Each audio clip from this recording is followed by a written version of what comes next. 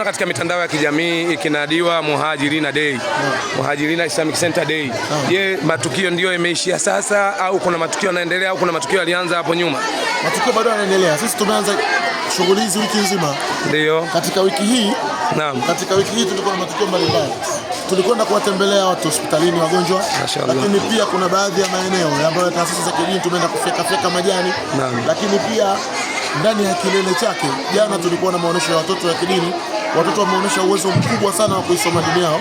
Wameonyesha jana siku ya Ijumaa na leo siku ya Jumamosi tunaenda shughuli ya kina mama, lakini usiku inshallah kutakuwa na maulidi ya jumuiya, ataswaliwa Mtume katika viwanja hivi vya Allahumma salli wa sallim alayhi.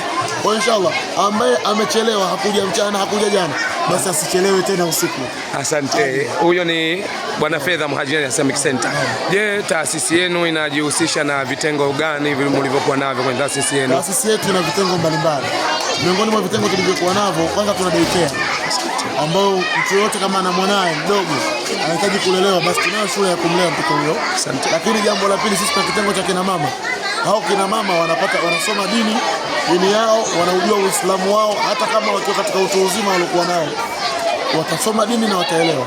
Lakini pia kukiacha kitengo hicho, pia sisi tuna kitengo cha dawa ambacho wapo watu ambao wanapambana mtaani kwa ajili ya kuhakikisha watu wanamjua Mwenyezi Mungu na mtume wake na kuwahamasisha kufika darasani.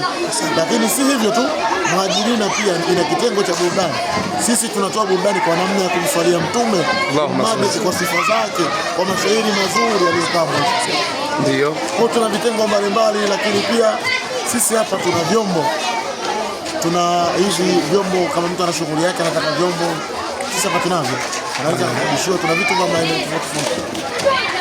Mashaallah,